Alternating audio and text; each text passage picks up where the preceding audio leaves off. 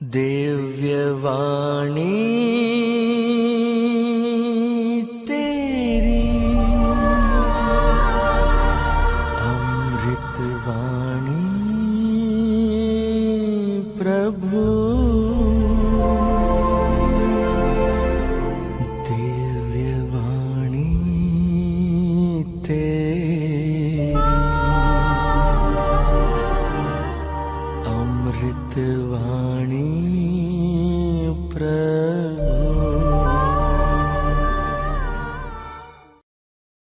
सबको जय यीशु। वर्ष से पेंतकोस्त रविवार, और आज का सुसमाचार यूहन्ना का सुसमाचार अध्याय 20 से लिया गया है, वाक्य संख्या 19 से 23 तक। उसी दिन अर्थात सप्ताह के प्रथम दिन संध्या समय, जब शिष्य यहूदियों के भय से द्वार बंद किए एकत्रित थे, ईसा उनके बीच आकर खड़े हो गए। उन्होंने शिष्यों से कहा, तुम्हें शांति मिले। और इसके बाद उन्हें अपने हाथ और अपनी बगल दिखाई। प्रभु को देखकर शिष्य आनंदित हो उठे। ईसा ने उनसे फिर कहा, तुम्हें शांति मिले। जिस प्रकार पिता ने मुझे भेजा, उसी प्रकार मैं तुम्हें भेजता हूं। इन शब्दों के बाद ईसा ने उन पर फूंक कर कहा, पवित्र आत्मा को ग्रहण करो। तुम जिन लोगों के पाप क्षमा करोगे, वे अपने पापों से मुक्त हो जाएंगे, और जिन लोगों के पाप क्षमा नहीं करोगे, वे अपने पापों से बंधे रहेंगे। प्रभु का सुसमाचार।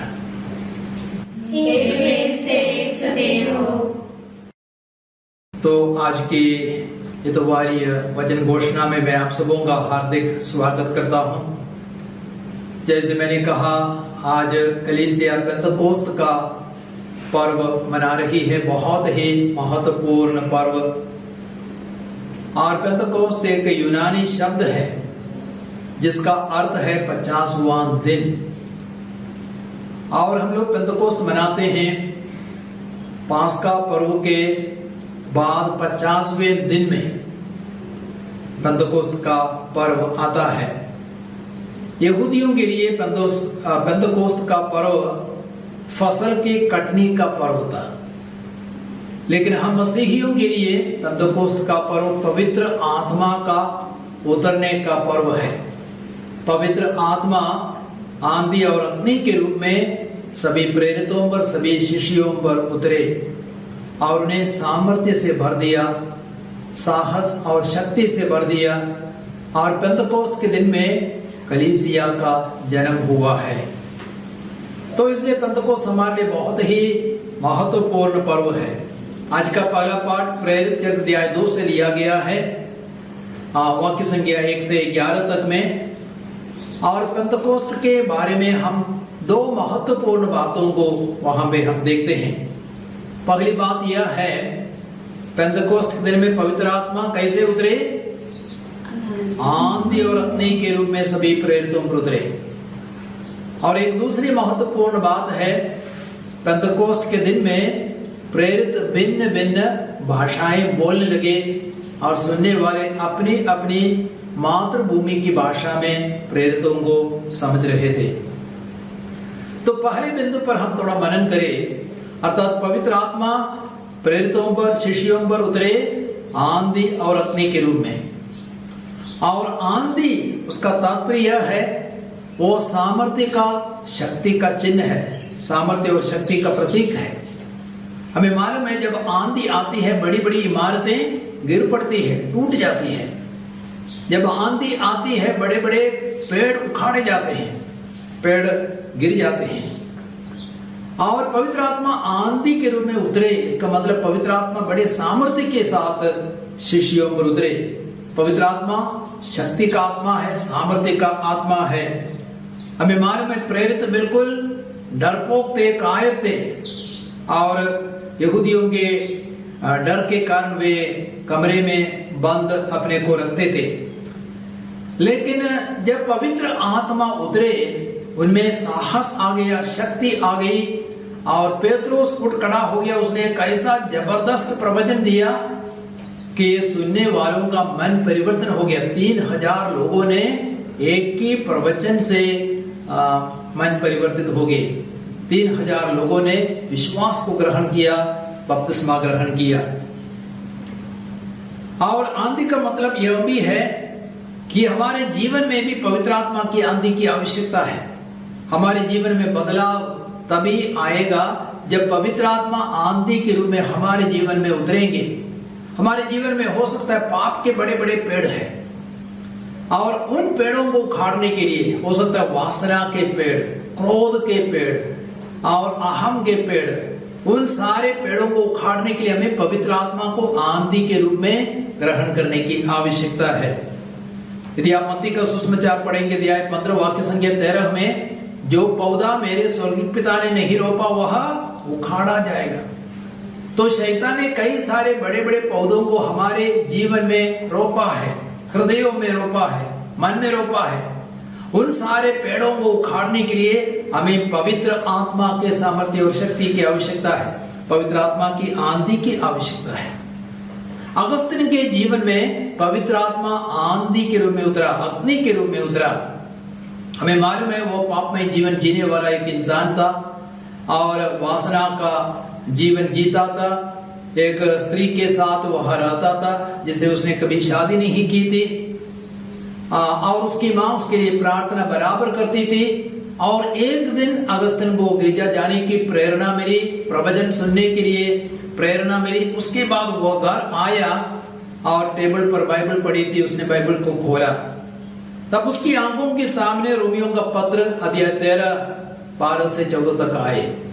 रात प्रायः बीत चुकी है, दिन निकलने को है, इसलिए आप अंधकार के सभी कर्मों को त्याग कर ज्योति के शस्त्र धारण करें। उन वचनों ने अगस्तीन को ऐसा स्पर्श किया कि उसका रोम रोम खड़ा हो गया। पवित्र आत्मा को उसने अनुभव किया, सामर्थ्य और शक्ति के साथ पवित्र आत्मा उतरे। उसका मन बदलने लगा, विचार बदलने लगा और उसने अपने पापमय जीवन को, वासना के जीवन को त्याग दिया और उसने बपतिस्मा भी ग्रहण किया, विश्वास को स्वीकार किया। बाद में वो एक पुरोहित बना और एक धर्माध्यक्ष बना और सबसे बड़ी बात वह एक संत बन गया। कलीसिया में सबसे महान संतों में एक संत बन गया। तो पवित्र आत्मा जब आंधी अग्नि के रूप में उतरते हैं, हमारे जीवन को पलट सकता है, हमारे जीवन को वह बदल सकता है। हालेलुया, यीशु की स्तुति हो, यीशु को धन्यवाद। हम पवित्र आत्मा को पावर भी बोलते हैं, the power of the Holi spirit. और बिजली को भी हम क्या बोलते हैं? पावर बोलते हैं। मेरे जीवन में एक ऐसी घटना घटी। वर्षों पहले मैं वाराणसी में रहता था और गर्मी का मौसम था। मैं अपने कमरे में गया तो मैंने फैन को ऑन किया तो मैंने ऊपर देखा फैन में एक चिपकली बैठी हुई थी और जब फैन रोटेट कर रहा था, घूम रहा था, चिपकली चिपक रही थी पंखा से। तब मैंने स्पीड को बढ़ाया, तब क्या हो गया और तब पंखा ऐसा ऐसा चलने लगा, जोर जोर से चलने लगा, तेज से चलने लगा। तब चिपकली दूर फेंकी गई, जमीन पर पटक दी गई। तो हमारे जीवन में हो सकता है कई सारी चिपकलियां हैं, पाप की चिपकलियां, वासना की चिपकलियां। कोई लड़की कोई लड़का हमसे चिपकते हैं, पाप की आदत हम लोगों के जीवन में है। ऐसी सारी चिपकलियों को दूर करने के लिए हमें स्पीड को बढ़ाना है, पवित्र आत्मा के सामर्थ्य और शक्ति को और बढ़ाना है। तब ये सारी चिपकलियां हमारे जीवन में नहीं रहेगी, सब भाग जाएगी। और अधिकांश लोगों ने अपने विश्वास को खो दिया। तो आज हमारे बीच से मिशनरी लोगों को उठना है और वचन सुनाने के लिए सक्षम बनना है। और आज कई सारे पुरोहित हैं जो अन्य देशों में जाकर, यूरोप के देशों में, जर्मनी में, स्विट्जरलैंड में और इंग्लैंड में जाकर के प्रभु का वचन सुनाते हैं। मुझे भी कई बार वचन सुनाने का सौभाग्य प्रभु ने दिया है और इसके लिए मैं प्रभु को धन्यवाद देता हूँ। तो हमें पवित्र आत्मा से भरकर ये सारे कार्य करने की आवश्यकता है। Hallelujah, hallelujah. यीशु की स्तुति हो, यीशु की स्तुति हो, यीशु को धन्यवाद। यीशु को धन्यवाद। और पवित्र आत्मा उतरे वे भिन्न भिन्न भाषाएं बोलने लगे, उसका एक दूसरा तात्पर्य है, पवित्र आत्मा एकता लाने वाला आत्मा है। और इसलिए प्रेरित जब अपनी भाषा में सुसमाचार सुना रहे थे, अन्य लोग अपनी अपनी मातृभूमि की भाषा में उनको समझ रहे थे। अर्थात पवित्र आत्मा ने उनके बीच में एकता को उत्पन्न किया, मेल मिलाप को उत्पन्न किया। तो आज पवित्र आत्मा भाषा की सारी दीवारों को, संस्कृति की सारी दीवारों को तोड़ सकता है और पवित्र आत्मा एकता में बांध सकता है। एफेसियों के पत्र अध्याय 4 वाक्य संख्या 3 से 6 तक में हम पढ़ते हैं। वहां पे संत पौलुस क्या कहते हैं? शांति के सूत्र में बंध कर उस एकता को बनाए रखने का प्रयत्न करते रहे जिसे पवित्र आत्मा प्रदान करता है। तो पवित्र आत्मा क्या प्रदान करता है?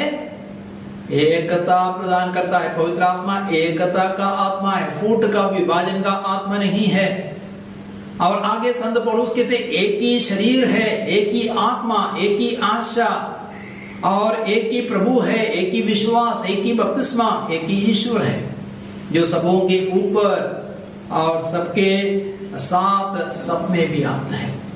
तो एकता के कई सारे स्रोत है, 7 स्रोत। एक ही शरीर है, एक ही आत्मा है, एक ही आशा है, एक ही प्रभु है, एक ही विश्वास है, एक ही बपतिस्मा है, एक ही ईश्वर है। तो पवित्र आत्मा हमें एकता के सूत्र में बांधने वाला आत्मा है। Hallelujah, hallelujah, hallelujah, hallelujah. आज दुख की बात है, हमारी कलीसिया कई सारे गुटों में विभाजित हो गई। 40,000 डिनोमिनेशंस में हमारी कलीसिया विभाजित हो गई। तो उसके पीछे कौन काम करता है? शैतान कार्य कर रहा है, फूट का आत्मा कार्य करता है। पवित्र आत्मा से प्रेरित नहीं है, पवित्र आत्मा से विश्वास से संचालित नहीं है, अपने अहम से, घमंड से, बाहर से संचालित है। और आज का जो दूसरा पाठ है, जो कुरिन्थियों के पहले पत्र अध्याय 12 से लिया गया है, वहां वाक्य संख्या 13 में संत पौलुस उसी संदेश को दोहराते हैं। संत पौलुस क्या कहते हैं? क्या हम यहूदी हो या यूनानी, दास हो या स्वतंत्र, सबके सब एक ही आत्मा का बपतिस्मा ग्रहण कर एक ही शरीर बन गए हैं। तो हम कोई भी हो, कोई भी भाषा बोलने वाले, कोई भी जाति के लोग हो, हम एक ही आत्मा का बपतिस्मा ग्रहण कर एक शरीर बन गए, मतलब यीशु मसीह के शरीर के सदस्य बन गए हैं। Praise the Lord, praise the Lord. हम सबों को एक ही आत्मा का पान कराया गया है। तो यदि हम लोगों में एक ही आत्मा कार्य करता है तो हम लोगों में एकता, मेल मिलाप होना चाहिए। और यदि हम विभाजित है, इसका मतलब हम सच में पवित्र आत्मा से संचालित और प्रेरित नहीं है, क्योंकि पवित्र आत्मा एकता का, मेल मिलाप का, प्रेम का आत्मा है। और आज का सुसमाचार, यूहन्ना के सुसमाचार अध्याय 20 से लिया गया है, वाक्य संख्या 19 से 23 तक, उसको आप लोगों ने सुना। और सुसमाचार का मुख्य संदेश यह है कि यीशु पवित्र आत्मा द्वारा हमें पाप क्षमा एवं शांति प्रदान करता है। यीशु कैसे हमें शांति प्रदान करता है? पवित्र आत्मा द्वारा हमें पाप क्षमा एवं शांति प्रदान करता है। यीशु ने शिष्यों से 3 बार कहा, क्या कहा? तुम्हें शांति मिले, तुम्हें शांति मिले, क्योंकि उनके जीवन में कोई शांति नहीं थी, अशांति ही अशांति थी। और उनके जीवन में इसलिए अशांति थी क्योंकि वे सब पापों में भटक गए थे। और इसलिए एक ने अस्वीकार किया था, दूसरे ने विश्वासघात किया था, सबके सब भाग गए थे, उन्होंने ईसा का साथ नहीं दिया। और जहां पाप है वहां अशांति है, जहां ईश्वर के आदेशों का उल्लंघन है वहां अशांति है। तो इसलिए शांति को पाने के लिए पापों से मुक्त होना जरूरी है, और पापों के लिए पश्चाताप करना, पापों को त्यागना, पापों के लिए प्रायश्चित करना जरूरी है। इसलिए यीशु ने क्या, कौन से संसार की स्थापना की? मेल मिलाप संस्कार अर्थात पाप स्वीकार संस्कार की स्थापना की। और हम देखते हैं यूहन्ना के सुसमाचार अध्याय 20 वाक्य संख्या 22 और 23 में ईसा ने शिष्यों पर फूंक कर क्या कहा? पवित्र आत्मा को ग्रहण करो। तुम जिनके पाप क्षमा करोगे वे पापों से मुक्त हो जाएंगे। तुम जिनके पाप क्षमा नहीं करोगे वे पापों में बंधे रहेंगे। तो जब हमें पाप क्षमा मिल जाती है तब हमारे जीवन में शांति आ जाती है, हमारा मन हल्का हो जाता है, हम आनंद से भर जाते हैं। तो जहां भी पाप है, परमेश्वर के आदेशों का उल्लंघन है, आपने प्रभु के 10 आदेशों में एक आदेश का भी उल्लंघन किया, आपके जीवन में अशांति आएगी। आप क्रोध और बैर रखेंगे, जीवन में अशांति आएगी। तो हमें प्रभु के वचनों पर चलना है, आज्ञाओं का पालन करना है, पापों से मुक्त होना है, तब हमारे जीवन में, परिवार में, समाज में, कलीसिया में, सारे संसार में शांति आएगी। तो पापों के उन्मूलन से, पापों के विनाश से ही हमारे जीवन में शांति आ सकती है। और बपतिस्मा के द्वारा हमारे आदि पाप का कलंक माफ हो जाता है। लेकिन बपतिस्मा के बाद हम लोग पाप करते हैं कि नहीं? पाप करते हैं। तो उन पापों के लिए हमें कैसे क्षमा मिलेगी? मेल मिलाप संस्कार, पाप स्वीकार संस्कार के माध्यम से। और कलीसिया में सिखाती है वर्ष में कम से कम एक बार पाप स्वीकार करना चाहिए। योगी रीति से पास्का पर्व के अवसर पर परम प्रसाद को ग्रहण करना चाहिए। लेकिन कई ऐसे लोग हैं जो वर्ष में एक बार भी पाप स्वीकार नहीं करते। यदि हमें कच्चा क्रिस्ती जीवन जीना चाहते हैं, मैं सलाह दूंगा आप महीने में एक बार, कम से कम 2 महीने में एक बार पाप स्वीकार करें। मैं तो हर महीना पाप स्वीकार करता हूँ। Praise the Lord, hallelujah. लेकिन कई ऐसे लोग हैं जो वर्ष में एक बार भी पाप स्वीकार नहीं करते, इसलिए उनके जीवन में कई सारी समस्याएं हैं, अशांति है, रोग बीमारियां हैं। हाल ही में एक दंपति मेरे पास आए थे और प्रार्थना के लिए, और महिला के पेट में भारी दर्द, और डॉक्टरों ने कहा रीढ़ की हड्डी खिसक गई है और नस दब गई है, इसलिए दर्द हो रहा है। इलाज तो कराया गया, 1.5 महीने से वह दर्द से गुजर रही थी, इलाज तो कराया गया, लेकिन इलाज से उसको कोई फायदा नहीं मिल रहा था। तो इसलिए मेरे पास लाए गए, मैंने उनकी काउंसलिंग ली, और तब मुझे एक प्रेरणा मिली उनसे पूछने के लिए पाप स्वीकार कब हुआ। तो वह लड़की बोली या महिला बोली, मैं तो मेथोडिस्ट चर्च में जाती हूँ। पहले वो कैथलिक थी और मेथोडिस्ट से उसकी शादी हो गई, इस लड़के के साथ वो भी मेथोडिस्ट चर्च जाती है। मैंने कहा देखिए आप मेथोडिस्ट चर्च जाती है, लेकिन बाइबल हमें सिखाती है तुम जिनके पाप क्षमा करोगे उन्हें पापों से मुक्ति मिलेगी, तुम जिनके पाप क्षमा नहीं करोगे वे पापों में बंधे रहेंगे। 5 वर्षों से आपने पाप स्वीकार नहीं किया, आप पापों में बंदी है, और इसलिए आपके जीवन में रोग बीमारी आ गई है। तो आप रोग बीमारी से मुक्त होना चाहती है तो आप एक पाप स्वीकार करें। उसके पति को भी मैंने उस वचन को दिखाया, यूहन्ना का सुसमाचार अध्याय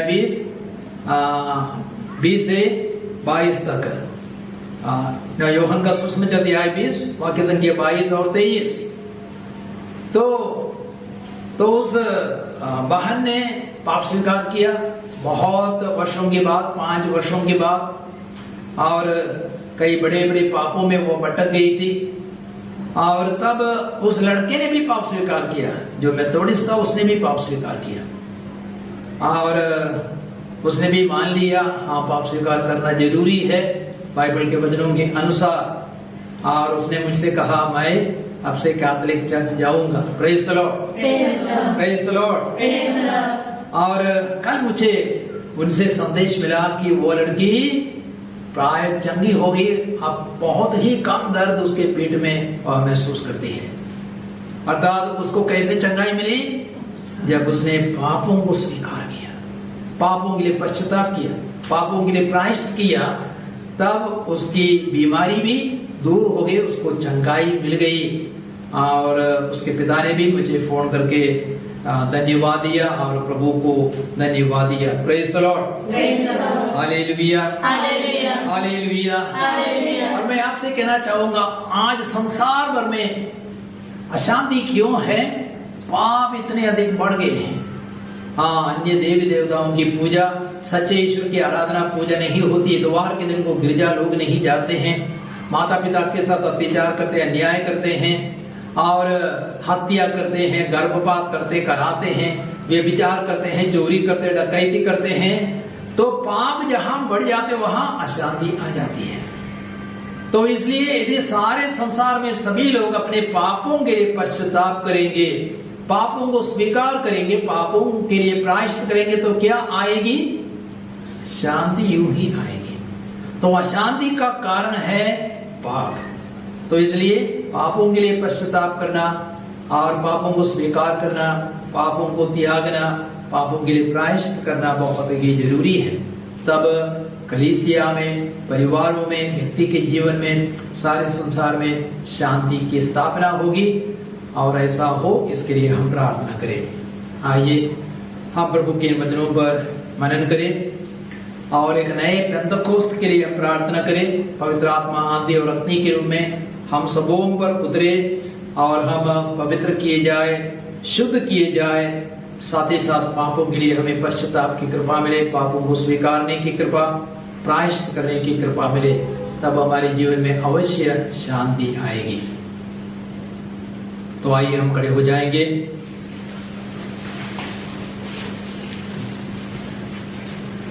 तो मैंने कहा जहां पाप है वहां शांति है।